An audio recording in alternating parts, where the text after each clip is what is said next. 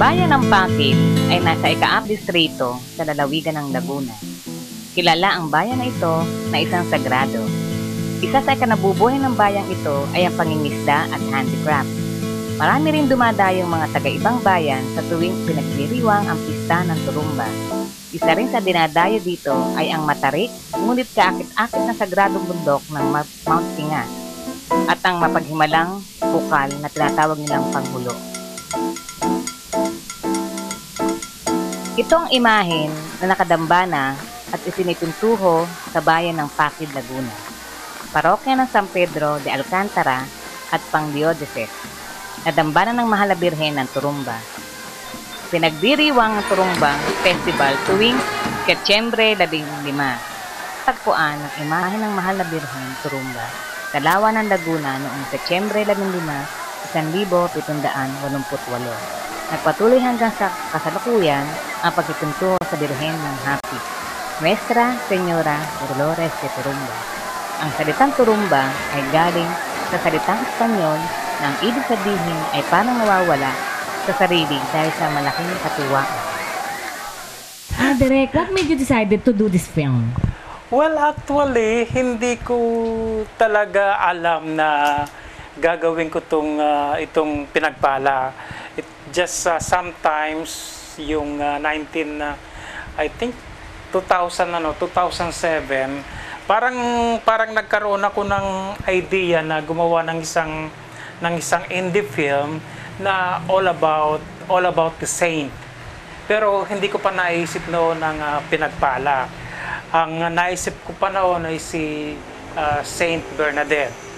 Tapos noong naalala ko si Lara na nakakilala ko noon sa Anilag Festival, doon ko naalala yung sinasabi niya sa aking Turumba Festival, yung Birhen ng Turumba.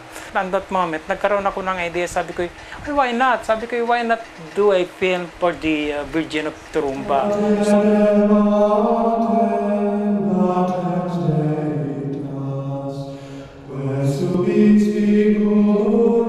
So doon nag-start yung, kung nag-conceptualize yung The Virgin of Turumba. So nag-started, bago pagkatapos, pinatawag ko si Christian para meron kami ng brainstorming para maano namin kung paano tatakbo yung story. So ipinaliwanag na sa akin ni Direk na so Christian, magkakaroon tayo ng twist, ganito, ganyan, ganito dapat. Anahan mo ng panibagong kwento si ano. So nakahabol naman ako dahil sa ano ni Direk na explanation niya na ganito, ganyan.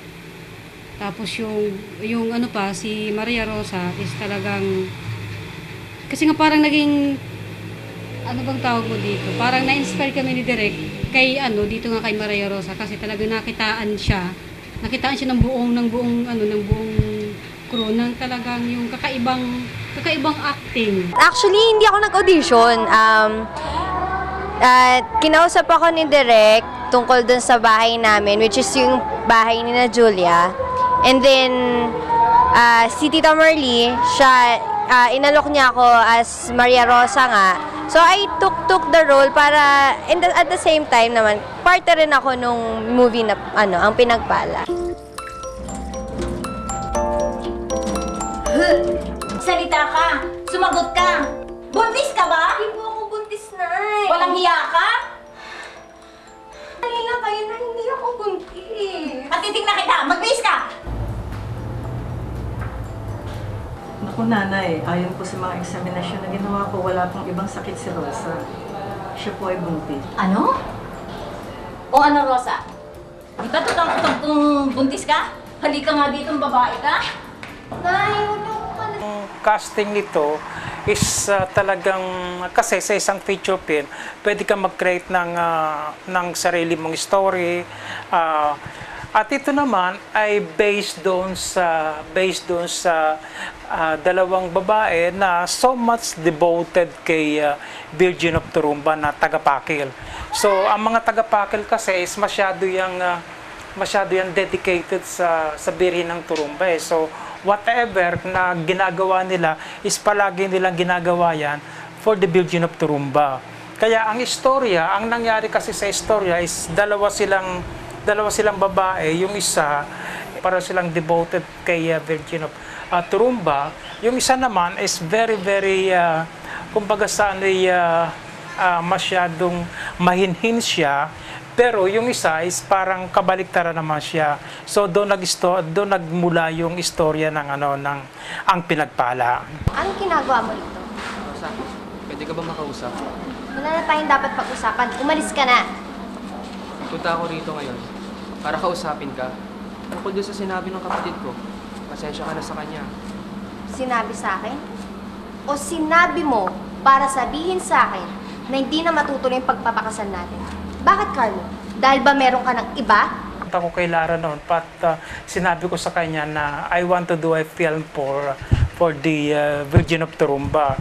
So, tuwan-tuwa naman sila at pati si Mayor is natuwa siya na gagawa ng isang indie film about the Virgin of Turumba. Alam mo, natutuwa ako at nagkaroon ng break yung Bayan ng Pakil, lalo tigit yung nakilala yung ating tinatawag na Virgin Mary na Turumba Festival.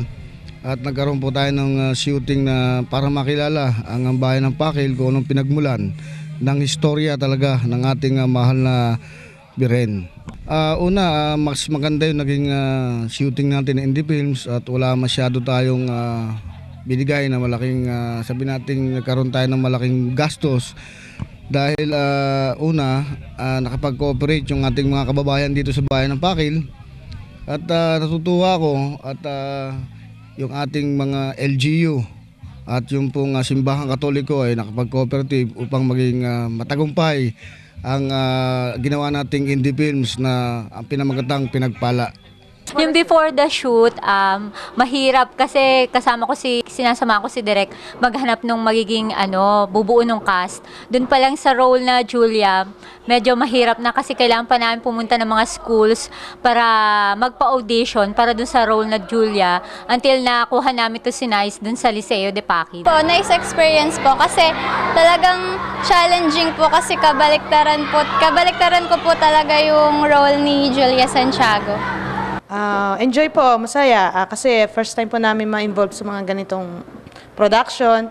Usually po nagko-cover lang po kami ng mga events, pero ito po movie po talaga. So, first experience ko po. So, enjoy na enjoy po.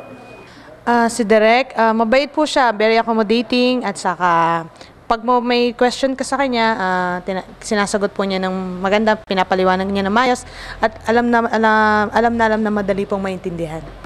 Hello po, I'm Jeffrey Cotonor at ako po yung makeup artist dito sa Pinagpala. Ang indie film ay ginagawa yan ng talagang low budget talagang indie film eh. Mostly sa mga indie film is tumatakbo lang yan ng mga 500k to 1.2 mil, ganyan ang takbo niya. Pero ito is talagang nagbayanihan lahat ng mga tao, including the Office of the Mayor, Sangguniang Bayan, yung Paris kay Father Marcelino. Halos lahat sila ay nakipag-coordinate. Let's say kailangan natin isang ospital. So yung director ng ospital is talagang lahat ng mga doktor nakipag-cooperate na kailangan natin ng kwarto. Nagbigay sila ng at least mga 2 kwarto pa ang bigay nila. At saka lahat ng mga equipment na kailangan natin is talagang pinapahiram nila. Talagang nakikooperate lahat ng buong Pakil. Natuto akong makisama kasi kung sino-sino yung makakasama sa role din. Ganun pala yung paggawa ng movie, very nakakapagod, tapos nakaka-stress din. Kasi every detail pala is tinitingnan ni Direk. At saka yung sa paghanap pa lang ng location, ng schedule, nakakalito, at paiba-iba. Karoon ng banding kasi kahit taga-Pakil ako, hindi ko kilala yung iba. Yung mga taga-cable, nakilala ko lang ngayon. Tapos sila Direk, okay yung mga kasama niya. Tapos yung mga cast na, syempre mga younger yan sila, nag-a-adjust Sabi yung ganyan, yan. Yan ang mga natutunan diyan, tsaka hindi makakalimutan na experience. Ako po si Lydia Kahimat. Ang role ko po dito ay si Felipa Santiago. Ang asawa po ni Rodolfo Santiago. Ang mga anak ko po ay si Julia, yung bida po dito. Si Ronald, yung panganay ko po. At saka ang isa ko pang anak ay si Felipe. Paano ba kayo